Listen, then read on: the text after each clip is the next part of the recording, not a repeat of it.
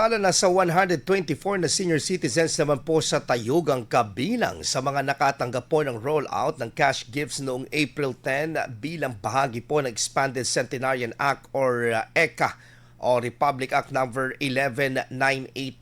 Kabilang sa mga benepisyaryo ang isang centenarian na tumanggap ng halagang 100,000 pesos. Habang ang mga senior citizens naman na may edad 80 pataas ay nakatanggap naman ng 10,000 pesos. Pinangunahan po ang aktibidad ng National Commission of Senior Citizens Region 1, katuwang ang lokal na pamahalaan ng Tayug.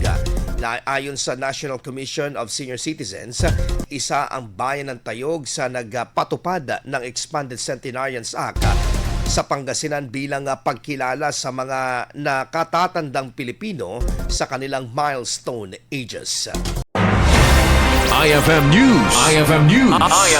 IFM News.